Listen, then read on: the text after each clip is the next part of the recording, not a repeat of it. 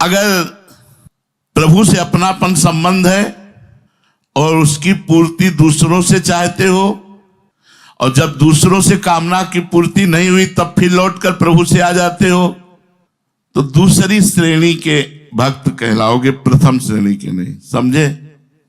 कामना उत्पन्न हुई, लोगों से जब नहीं पूर्ति हुई तब फिर प्रभु के पास अपनेपन में लौट के आना ही पड़ेगा, क्योंकि वही है जहां फिर अपनेपन में। वो दूसरी श्रेणी का भक्त है, प्रथम श्रेणी का भक्त नहीं। प्रथम श्रेणी का भक्त है कि कामना उत्पन्न हुई तो प्रभु से ही पूर्ति हो या ना हो, केवल प्रभु से, अन्य से नहीं। बने तो रघुवंशी बने। जो केवल कामना पूर्ति के लिए भगवान से संबंध करते हैं, वहां कामना मुख्य होती है, संबंध गौड़ होता है, इसलिए तीसरी श्रेणी के भक्त है। पर तीसरी श्रेणी वाले का भी कल्याण हो जाएगा, क्योंकि उसने गौड़ ही से प्रभु को माना। तो अरे उनको तो राई के संभजन को मानत मेरु समान। कामना दो तरह की होती है, एक परमार्थिक कामना और एक लौकिक कामना। पारमार्थिक कामना होती है दो तरह की, एक मुक्ति हो जाए और एक भगवत प्रेम हो जाए, भक्ति हो जाए, हमारा मोक्ष हो जाए, कल्याण, और भगवान से प्रेम हो जाए। ये दो प्रकार की कामना परमार्थिक होती है। जो मुक्ति की कामना है उसमें तत्व ज्ञान होना अनिवार्य है, तो उसमें तत्व को जानने की इच्छा होती है, जिसे जिज्ञासा कहते हैं। यह जिज्ञासा जिसमें होती है वो जिज्ञासु कहलाता है। गहरा विचार किया जाए तो जिज्ञासा कोई हानिकारक कामना नहीं है, क्योंकि वो अपने स्वरूप को जानना चाहता है।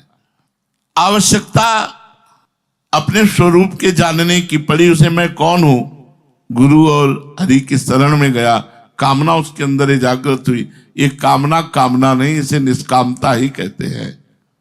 दूसरी कामना होती प्रभु के प्रेम प्राप्ति की, भक्ति, वो ज्ञान मार्ग, ये भक्ति मार्ग। उसको वास्तविक कामना कह ही नहीं सकते, क्योंकि प्रभु अपने हैं और अपने से प्रेम करना कोई कामना है क्या? क्योंकि वो अपने लिए नहीं है, प्रभु से प्रेम करने के लिए है, प्रभु में समर्पित होने के लिए है, प्रभु को सुख पहुंचाने के लिए। इसलिए पारमार्थिक दोनों कामनाएं बाधक नहीं है। मोक्ष प्राप्ति की कामना या भगवत प्रेम प्राप्ति की कामना, ये कामना कामना नहीं है, ये निष्कामता ही है। लौकिक कामना, लौकिक कामना भी दो प्रकार की होती है, एक सुख प्राप्त करने की और एक दुख दूर करने की। जैसे शरीर को आराम मिले, जीते जी मेरा आदर सत्कार हो, लौकिक पारलौकिक, इन भोगों की कामना है। लौकिक कामना है सुख भोग की कामना। ऐसी और बहुत सी कामनाएं लौकिक होती है। ये सब बंधन कारक, पतन कारक, और ऐसी कामना वाले का उद्धार कभी नहीं होता है। इसे आसुरी संपत्ति कहते हैं। दूसरी कामना होती है दुख दूर करने की। दुख तीन प्रकार का होता है, आधिदैविक, आदि भौतिक और आध्यात्मिक। खूब वर्षा हुई या सूखा पड़ गया, या बहुत गर्मी है, या बहुत सर्दी है, या बहुत तूफान भरी वायु, ये आधिदैविक दुख कहलाते हैं। ये पूरी प्रकृति में आते रहते हैं, कभी अनावृष्टि, कभी अतिवृष्टि, कभी सर्दी, कभी गर्मी, कभी वायु के झकोरे, ये सब आते रहते हैं। ये दुख है, ये सबको बराबर मिलता, चाहे साधु हो चाहे असाधु, सबके लिए बराबर ये है। इसे सहन करना होता है। सिंह है, सांप है, चोर है, और भी जो दुख देने वाले दुष्ट प्राणी हैं, ये आदि भौतिक दुख कहलाता है। वो आदि दैविक, ये आदि भौतिक। और शरीर अंतःकरण में जो दुख होता है, शरीर में दुख होना, पीड़ा होना, और अंतःकरण में जो जलन होना, वो आध्यात्मिक दुख कहलाता है। जो इन तीनों दुख को दूर करने के लिए भगवान से प्रार्थना करता है, सुख प्राप्ति की चाह करता है, एक कामना है, लौकिक कामना है। ये नहीं करनी चाहिए। जैसे भगवान रखे वैसे सह लेना चाहिए। कामना दो ही प्रकार की करनी चाहिए, या भगवत प्रेम की या मोक्ष प्राप्ति की। इन दुखों को दूर करने की और सुख प्राप्त करने की जो कामना होती है वो निरर्थक होती है, व्यर्थ होती है। इसके लिए जो साधना की जाती है वो सब व्यर्थ चली जाती है, क्योंकि उस कामना की कभी पूर्ति हो ही नहीं सकती।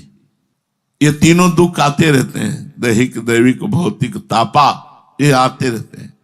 लेकिन जो निरंतर भजन में रहता है उसे व्यापते नहीं है। बाह्य व्यवस्था हो या ना हो, आज तो मानो व्यवस्था है।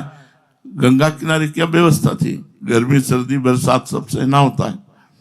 कामना की पूर्ति हो भी जाए तो नवीन कामना और कामना, जैसे जब आप कमरे में रहते हैं गर्मी लगता है छोटा सा एक पंखा हो जाए तो, पंखा हो गया तो फिर लगता है छोटा सा कूलर हो जाए तो ठीक, कूलर हो गया तो फिर लगता है एसी हो जाए तो ठीक, और वो फंसते फंसते फंसी जाता है। इस तरह कामनाओं की कभी पूर्ति होनी नहीं है। इसलिए उपासक को प्रभु से अपनापन करके अगर कामना करनी है तो केवल दो प्रकार की कामनाएं कीजिए, हमारा आपसे प्रेम हो जाए या हमारा आपके चरणों के प्रताप से कल्याण हो जाए। भगवान से धन के संबंध में चाह करना, वैसे भगत वो भी माना जाता है लेकिन ठीक नहीं है, क्योंकि धन स्थायी चीज नहीं है। मानो करोड़ों अरबों रुपया जमा किए, मर गए तो यहीं रह गया ना, तो इसी कामना की पूर्ति के लिए भजन करते रहे तो फिर लाभ क्या मिला। भगवान सबकी देखते हैं। तेषाम ज्ञानी नित्य युक्तो एक भक्तिर विशिष्यते प्रियो ही ज्ञानिनोत्यर्थ महम सच मम प्रिय। भगवान कह रहे हैं मुझे ज्ञानी भक्त बहुत प्रिय है। कौन सा ज्ञानी? जो अनन्य भक्ति के द्वारा मेरे में लगा हुआ है। जो मेरा प्रेमी भक्त है वो सर्वश्रेष्ठ है, क्योंकि वो ज्ञानी भक्त है, उसे मैं प्रिय हूं और वो मुझे अत्यंत प्रिय है। जो भगवान से रुपया चाहते हैं, भगवान से संकट निवृत्ति चाहते हैं, भगवान के तत्व को जानना चाहते हैं, ये ठीक है। लेकिन जो भगवान से प्रेम करते हैं, अपनापन करते हैं, सबसे ज्यादा भगवान उनको प्यार करते हैं। सदा सर्वदा जो भगवान में लगे रहते हैं। अपनापन का मतलब होता है जिससे अपनापन होता है उसकी स्मृति में डूबे रहते हैं। जैसे हमें शरीर से अपनापन है, इसमें डूबे रहेंगे। रुपये से अपनापन है तो रुपये में डूबे रहेंगे। पत्नी से अपनापन है तो उसका चिंतन होता है। जहां अपनापन होता है वहां निरंतर चिंतन होता है। तो जिसे प्रभु से अपनापन होता है वो सदा सर्वदा प्रभु में लगा रहता है। भगवान के सिवाय, प्रभु के सिवाय किसी से कोई संबंध नहीं, कोई चिंतन नहीं, वो सिद्ध महापुरुष हो गया। अब ये करना है, समेट लो जितनी जल्दी समेट पाओ अपने को। समेटे सुवासिक फैले सु जमाना। जैसे गोपी जन है, उनके लिए आया है यादोहने अवहनने मथनोपलेप प्रेंखेंख नार्भरुदितो क्षणमार्जनादौ गायन्ति चैन मनुरक्त धियो श्रीकंठ्यो धन्या ब्रज स्त्री उरुक्रम चित्तयाना। धन्य है ब्रज की गोपियां, गाय दू रही हैं लेकिन श्री कृष्ण के चिंतन में डूबी हुई है। धान कूट रही हैं लेकिन श्री कृष्ण के चिंतन में डूबे हुए। दही मथ रही हैं श्री कृष्ण का चिंतन करते हुए। आंगन लीप रही हैं श्री कृष्ण का चिंतन करते हुए। बालकों को पालने में झुला रही तो श्री कृष्ण संबंधी गीत गाते हुए। रोते हुए बच्चों को लोरी सुना रही तो श्री कृष्ण के नाम की, उनकी रूप की। तुलसी जी को जल सींच रही, झाड़ू, जो भी कार्य कर रही हैं, प्रेम पूर्ण चित्त से आंखों में आंसू भरे हुए श्री कृष्ण की दिव्य लीलाओं का चिंतन करते हुए, गायन करते हुए, श्री कृष्ण में निरंतर चित्त लगाए हुए ये ब्रजवासी गोपिनियां, इसीलिए इनकी समानता कोई नहीं कर सकता। जो लौकिक कार्य करते हुए भी अपने इष्ट का सदा सर्वदा चिंतन करता है, तभी माना जाएगा कि आपका अपनापन इष्ट देव में है। हर कार्य करते हुए अंतर से चिंतन श्री जी का हो, प्रिया प्रीतम का हो। ऐसे भक्त को भगवान ज्ञानी भक्त कहते हैं, जिसकी लौकिक और पारमार्थिक सारी क्रियाएं भगवान का सुमिरन करते हुए होती हैं। चाहे वो घर का काम हो, व्यापार का काम हो, नौकरी का काम हो, चाहे वो ठाकुर सेवा हो, भगवत चिंतन करते हुए जिसकी लौकिक पारमार्थिक सारी क्रियाएं होती है, वो सदा सर्वदा प्रभु से जुड़ा रहता है। इसे अपनापन कहते हैं। इसी अपनापन से सिद्धि प्राप्त होती है। एक भक्तिर विशिष्यते, प्रेमी भक्त का केवल आकर्षण केंद्र प्रभु है, श्री जी है। उसकी अपनी व्यक्तिगत संबंध किसी से नहीं है। यह बात देखो, प्रभु के संबंध से संबंध है, व्यक्तिगत कोई संबंध नहीं है। इसलिए भगवान ने कहा एक भक्तिर विशिष्यते, जो मेरी अनन्य भक्ति करता है वो सर्वश्रेष्ठ है। विशिष्यते, प्रेमी भक्त सर्वश्रेष्ठ है। जो धन चाहता है वो पूर्व संस्कार के कारण जब तक व्यक्तिगत इच्छाएं उत्पन्न होती हैं, तब तक एक भक्ति विशिष्यते नहीं। जो दुख निवृत्ति चाहता है वो भी नहीं। जो भगवान को जानना चाहता है वो भी नहीं। जो भगवान से प्रेम करता है, एक भक्ति विशिष्यते। प्रियो ही ज्ञानिनो त्यर्थ महम स च मम प्रियः। जो प्रेमी भक्त है, मैं उसे अत्यंत प्यारा हूं और वो मुझे अत्यंत प्यारा है। अहम भक्त पराधीन हूं। ऐसे भक्त के लिए भगवान ने पराधीनता स्वीकार की है। जिस भक्त में अपनी स्वयं किंचन मात्र कोई इच्छा नहीं, केवल प्रभु से अपनापन और प्रभु के लिए ही सारे व्यवहार, प्रभु का चिंतन करते हुए, उससे बड़ा इस संसार में कोई नहीं। सबसे बड़ा प्रेमी भक्त। वास्तव में भगवान का अंश होने से जीव स्वाभाविक ही भगवान को प्यारा है, पर वो भूल से संसार में प्यार करने लगा।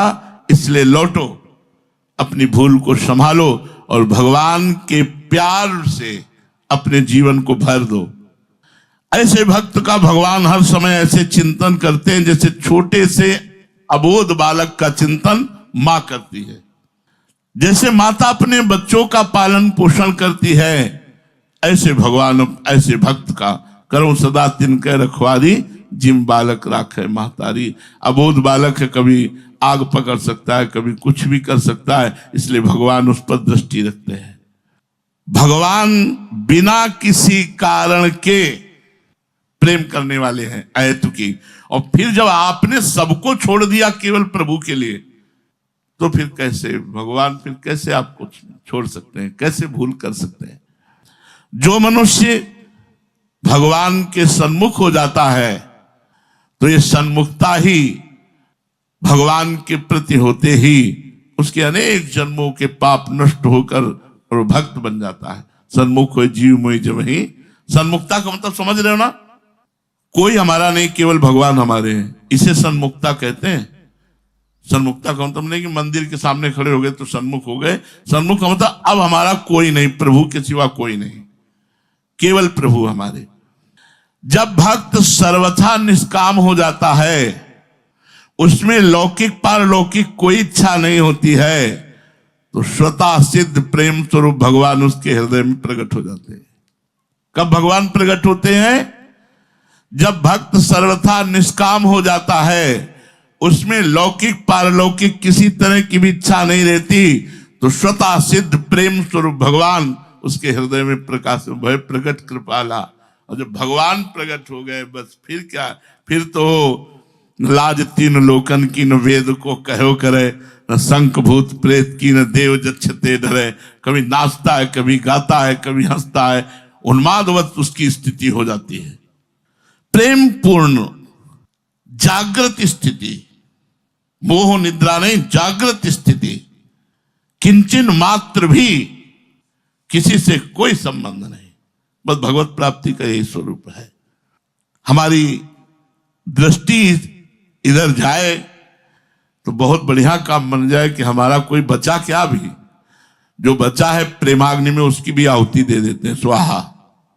केवल प्रभु बचने चाहिए, कोई नहीं होना चाहिए हमारा, केवल प्रभु। इस प्रेमाग्नि में सबको स्वाहा करना होगा।